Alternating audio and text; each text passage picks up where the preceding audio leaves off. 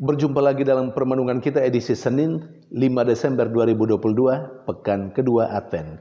Bacaan-bacaan liturgi hari ini, bacaan yang pertama dari kitab Nubuat Yesaya bab 35 ayat 1 sampai 10 dan bacaan Injil dari Injil Lukas bab 5 ayat 17 sampai 26.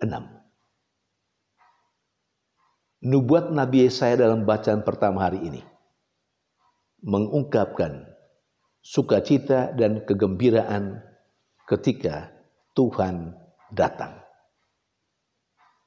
Gambaran kegembiraan dan sukacita itu diungkapkan dalam bahasa seperti ini.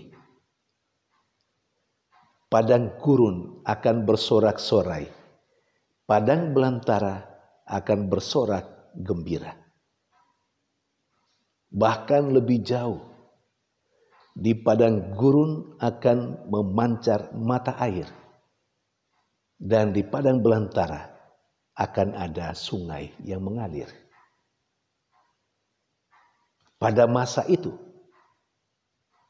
yang lumpuh bisa berjalan, yang buta bisa melihat, dan yang tuli bisa mendengar.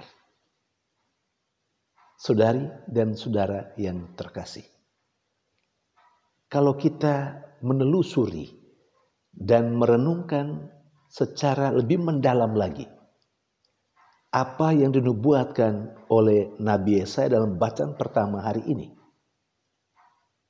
di sana kita akan menemukan bahwa sesuatu yang secara manusiawi tidak akan mungkin. Tetapi pada saat Tuhan datang, itu menjadi mungkin. Coba bayangkan, bagaimana bisa di padang gurun akan muncul mata air, bahkan sungai yang mengalir. Tidak masuk akal. Dan juga tidak bisa diterima secara manusiawi. Tetapi kalau Tuhan datang, itu bisa terjadi. Itu mungkin. Di sisi lain, yang buta bisa melihat. Yang tuli bisa mendengar. Yang lumpuh bisa berjalan. Luar biasa. Dan itu mungkin kalau Tuhan datang. Nah, disinilah letak satu nilai lain yang dinubuatkan oleh Nabi Yesaya adalah optimisme hidup. Nubuat Nabi Yesaya membangkitkan optimisme hidup dalam diri mereka yang menderita. Dalam diri mereka yang terbelenggu dengan berbagai macam tantangan, bahkan kesulitan hidup. Saudari dan saudara yang terkasih, apa yang dinubuatkan oleh Nabi Yesaya dalam bacaan pertama, kemudian mulai terjadi ketika Yesus datang untuk pertama kali. Yang lumpuh bisa berjalan juga terjadi pada masa Yesus. Seperti yang diceritakan dalam bacaan Injil hari ini. Bahkan kalau kita melihat secara keseluruhan kehidupan Yesus, bagaimana Yesus menyembuhkan, mencelikan mata orang buta supaya bisa melihat. Telinga yang tuli dibuat Yesus supaya bisa mendengar. Jadi apa yang dibuatkan oleh Nabi Yesaya itu terlaksana pada masa Yesus. Yesus adalah Tuhan, Dia yang datang. Di sisi lain,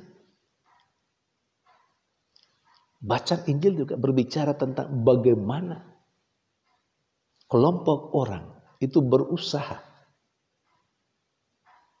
membawa si lumpuh untuk berjumpa dengan Yesus. Ketika mereka sampai di sebuah rumah, ingin berjumpa dengan Yesus, tapi tidak mungkin karena orang banyak.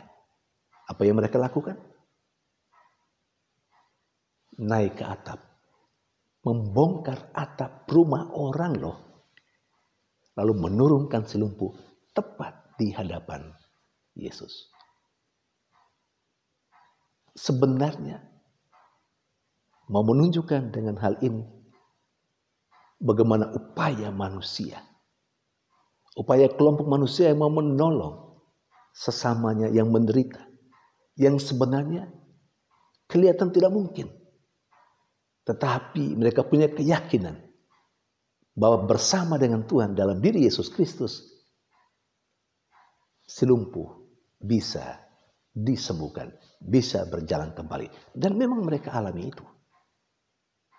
Saudari dan saudara yang terkasih, kehadiran Yesus memberikan optimisme hidup bagi orang yang menderita, termasuk si lumpuh. Nah, apa pesan bagi kita? Ketika kita saat ini sedang menjalani masa Advent, persiapan menyambut hari Natal, menyambut kedatangan Tuhan. 1-2 poin menjadi pesan bagi kita. Yang pertama, Tuhan kalau Dia datang selalu membawa sukacita. Kehadiran Tuhan dimanapun memberikan sukacita dan kegembiraan bagi manusia, terutama bagi mereka yang menderita. Itu yang dinubuatkan oleh Nabi Yesaya dalam bacaan pertama, dan itu yang terjadi pada masa Yesus. Yesus adalah Tuhan, maka kehadiran Dia membuat banyak manusia yang menderita bersukacita, termasuk si lumpuh dalam bacaan Injil hari ini. Yang kedua,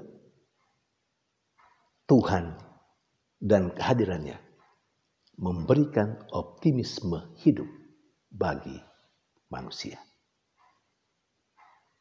Maka kita yang mengikuti Tuhan mesti juga memiliki gaya hidup seperti itu. Seperti Tuhan kita yang selalu memberikan optimisme hidup bagi orang lain, bagi manusia. Maka kehadiran kita seharusnya bisa memberikan optimisme hidup bagi sesama kita, terutama yang menderita. Dan yang terakhir, yang kelihatan mustahil secara manusiawi, tapi kalau itu dilakukan bersama dengan Tuhan, dalam dan bersama dengan Tuhan, yang kelihatan tidak mungkin menjadi mungkin. Saudari dan saudara terkasih, mari kita menjadikan diri kita tanda kehadiran Tuhan yang memberikan optimisme hidup bagi orang lain. Mari kita juga membawa keluh kesah kehidupan kita, kesulitan dan penderitaan kita kepada Tuhan. Yang mungkin kelihatan tidak mungkin sebagai manusia akan terjadi, akan mungkin kalau kita melakukan dalam dan bersama dengan Tuhan. Tuhan memberkati.